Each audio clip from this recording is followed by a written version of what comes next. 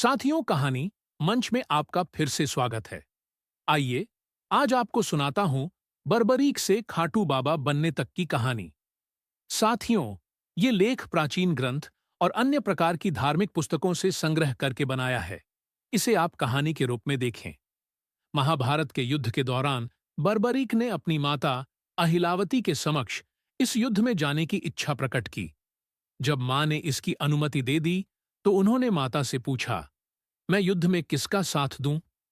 इस प्रश्न पर माता ने विचार किया कि कौरवों के साथ तो विशाल सेना, स्वयं भीष्म पितामह, गुरु द्रोण, कृपाचार्य, अंगराज कर्ण जैसे महारथी हैं। इनके सामने पांडव अवश्य ही हार जाएंगे। इसलिए उन्होंने बर्बरीक से कहा कि जो हार रहा हो, तुम उसी का सहारा बनो। बर्बरीक ने माता को वचन दिया कि वह ऐसा ही करेंगे और वह युद्ध भूमि की ओर निकल पड़े। भगवान श्री कृष्ण युद्ध का अंत जानते थे, इसलिए उन्होंने सोचा कि अगर कौरवों को हारता देखकर बर्बरीक कौरवों का साथ देने लगा, तो पांडवों का हारना निश्चित है। तब श्री कृष्ण ने ब्राह्मण का वेश धारण करके बर्बरीक से उनका शीश दान में मांग लिया। बर्बरीक सोच में पड़ गया कि कोई ब्राह्मण मेरा शीश क्यों मांगेगा। यह सोच उन्होंने ब्राह्मण से उनके असली रूप के दर्शन की इच्छा व्यक्त की। भगवान श्री कृष्ण ने उन्हें अपने विराट रूप में दर्शन दिए। इस पर उन्होंने अपनी तलवार निकालकर श्री कृष्ण के चरणों में अपना सिर अर्पण कर दिया। श्री कृष्ण ने तेजी से उनके शीश को अपने हाथ में उठाया एवं अमृत से सींचकर अमर कर दिया। उन्होंने श्री कृष्ण से संपूर्ण युद्ध देखने की इच्छा प्रकट की।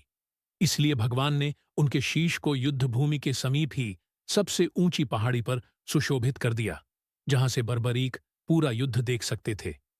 खाटू श्याम कैसे बने हारे का सहारा। युद्ध की समाप्ति के बाद सभी पांडव विजय का श्रेय अपने ऊपर लेने लगे। आखिरकार निर्णय के लिए सभी श्री कृष्ण के पास गए तो वह बोले, मैं तो स्वयं व्यस्त था, इसलिए मैं किसी का पराक्रम नहीं देख सका। ऐसा करते हैं, सभी बर्बरीक के पास चलते हैं। वहां पहुंचकर भगवान श्री कृष्ण ने उनसे पांडवों के पराक्रम के बारे में पूछा, तो बर्बरीक के शीश ने उत्तर दिया, भगवन, युद्ध में आपका सुदर्शन चक्र नाच रहा था और जगदम्बा लहू का पान कर रही थीं। मुझे तो ये लोग कहीं भी नजर नहीं आए। बर्बरीक का उत्तर सुन सभी की नजरें नीचे झुक गईं। तब श्री कृष्ण ने उनसे प्रसन्न होकर इनका नाम श्याम रख दिया।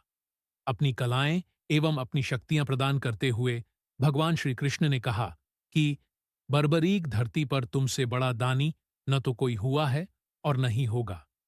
मां को दिए वचन के अनुसार तुम हारने वाले का सहारा बनोगे। लोग तुम्हारे दरबार में आकर जो भी मांगे उन्हें मिलेगा। इस तरह से खाटू श्याम मंदिर अस्तित्व में आया।